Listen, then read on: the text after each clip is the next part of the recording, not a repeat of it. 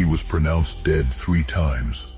Not once, not twice, 3 separate times. In 3 different decades, doctors stood over his body, looked at each other, and said the words that end a story. He's gone. And 3 times, he opened his eyes. If you don't believe in miracles, stay for this whole video. What you're about to hear isn't a legend from 2,000 years ago that you can politely nod at and move on from. This happened to a real man, in a real hospital, with real machines that flatlined, and real doctors who signed real paperwork. His name doesn't matter right now. What matters is this. From the day he was born, something in this world wanted him gone. A difficult birth that should have taken his mother and him together. A childhood accident that crushed half his body under a collapsing wall. A disease in his 20s that ate through his lungs and left him coughing blood every night for 6 months. A car crash in his 40s that folded the vehicle like paper, killed the driver beside him instantly, and left him without a scratch that mattered. And then, the day everyone thought was finally it, his heart stopped for 11 minutes on an operating table. Not 4, not 6, which is usually where the brain starts to die and never comes back the same. 11. The surgeon in that room later said something that made the entire hospital go quiet. I have never seen anything like this in 30 years of medicine. It was like something, or someone, refused to let him go. This man never once thought he was special or chosen. He wasn't rich, famous, or a saint who lived a perfect life. He was just an ordinary man who made ordinary mistakes, exactly like the rest of us. So why him? Why does a man like that get pulled back from death's door 4 separate times, while so many good people, so many innocent children, don't get pulled back even once? That question is going to follow you through this whole video. And by the end, I promise you, the answer is not what you expect. Something was watching this man his entire life. Something was keeping score. What it was waiting for will break your heart and rebuild it in the same breath. Let's go back to the beginning. His mother was already weak when she went into labor. No proper hospital nearby. Just a midwife with decades of experience and a lot of prayer. For almost a full minute after he was born, he didn't cry. He didn't move. He was blue. The room went silent in the worst possible way. And then, without warning, his tiny chest rose on its own, and he let out a scream so loud it startled the whole house. His mother would tell that story for the rest of her life, always ending it the same way. God wasn't ready to take him yet, but then came the wall. He was 6 years old, playing near a half-finished building with 2 older cousins, when the structure above them gave way without warning. Bricks, wood, and dust came down in seconds. His cousins jumped clear. He didn't make it in time. For 40 minutes, his family stood outside that pile of rubble, not knowing if their son was alive. Neighbors dug with their bare hands. When the rescue team finally pulled him out, everyone expected a body. Instead, they found a boy breathing steady breaths, with a pocket of air trapped perfectly around his face by 2 fallen beams that had crossed each other like a tent, inches above his head, half an inch either way, and those beams would have crushed his skull instead of shielding it. His mother didn't call it strange. She called it a promise being kept. He grew up carrying a small limp from that day, but he grew up, and for a while, life let him breathe, until his lungs decided to fight him next. In his 20s, an illness took hold that local doctors couldn't properly name at first. He lost weight fast. He coughed through the night so violently his whole body shook. Specialists eventually gave him a diagnosis that, back then, with the medicine available, had almost no survival rate at his stage. He was told to prepare his family. He said his goodbyes one by one. He wrote letters to the people he loved, in case there wasn't another chance to say the words out loud. And then, over 6 brutal months, His body did something the specialists couldn't explain. The infection that should have spread didn't. The lung damage that should have been permanent began, slowly, to heal. The same doctor who told him to prepare his family later admitted, almost embarrassed, that medically speaking, this shouldn't have happened. He went home. He got stronger. He got married. He had children of his own.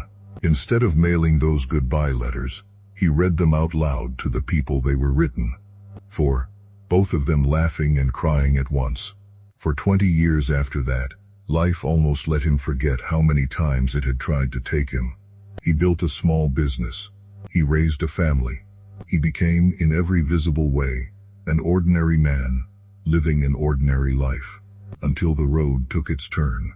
He was in the passenger seat on a highway at night, his closest friend driving, both of them tired, both of them laughing about something small, before the headlights of an oncoming truck swung wide into their lane. There wasn't time to react. The impact killed his friend instantly. The car folded in on the driver's side, like it was made of cardboard.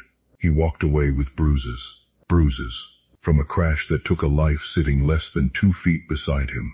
He didn't feel lucky that night. He felt something heavier, because now the question wasn't, why did I survive? Now the question was, why do I keep surviving when other people I love, don't? That question followed him into a depression he never spoke about publicly for years. Survivor's guilt has a way of making a miracle feel like a punishment. He started to wonder if he was being kept alive for a reason, or if he was simply cursed to keep living through losses that should have taken him instead. And then came the operating table. Years later, a routine procedure went wrong in a way no one saw coming. His heart stopped. The monitors flatlined. The room went into that controlled chaos hospital staff train for, but never fully get used to. They worked on him. They worked, and worked, and worked. 11 minutes. At the 8-minute mark, standard protocol allows a team to consider stopping. Brain damage, beyond that point, becomes a serious, often permanent risk.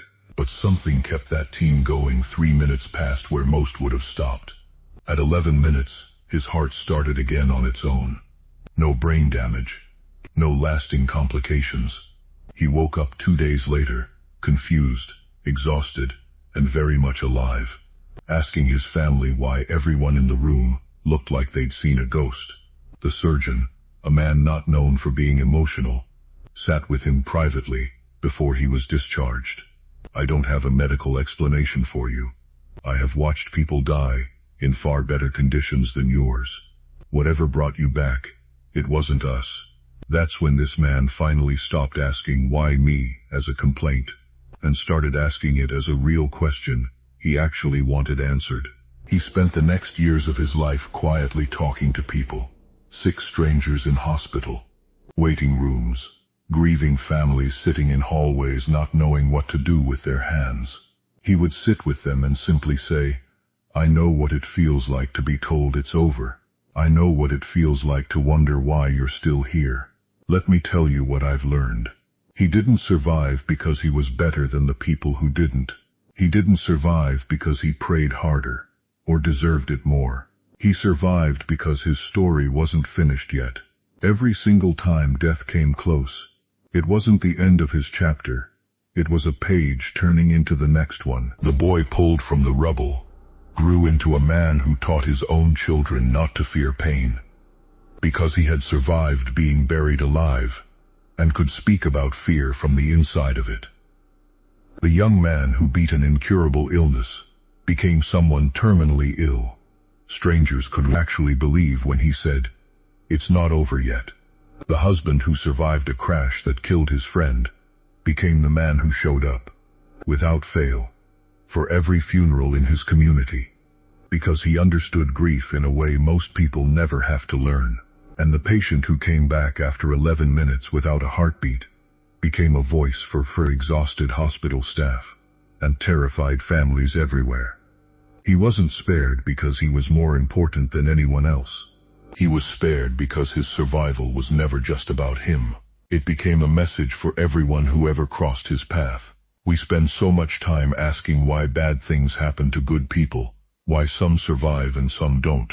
But maybe some lives are protected not because they're worth more than any other, but because of who they're going to save later, who they're going to comfort, who they're going to become. Because they walked through fire 4 separate times and came out still breathing this man is still alive today, older now, slower, his limp from that childhood accident more pronounced with age. But every person who has ever sat across from him in a hospital hallway, in a quiet conversation at 2 a.m. when the world felt like it was ending, will tell you the same thing. Being near him feels like being near proof. Proof that some things don't end the way they're supposed to. Proof that maybe, somewhere, something really was watching. Not because he was chosen for greatness, but because he was chosen to remind the rest of us that our story isn't over either. So if you're watching this tonight, and you're going through something that feels like the end of your chapter, hear this clearly. You have survived 100% of your worst days so far. Every single one. That's not an accident. That's not luck running out eventually. That might just be your story, still being written, one impossible page at a time. Exactly like his was. If this story moved you even a little, don't scroll past it in silence. Type one word in the comments right now, still here, if you've time. Whatever survived something you thought would end you. I want to see how many of us there really are. And if you believe stories like this deserve to be heard by more than just you, hit subscribe, because we're telling more of them every single week. Real people, real survival, real proof that sometimes the world tries and tries, and something bigger than the world simply refuses to let go.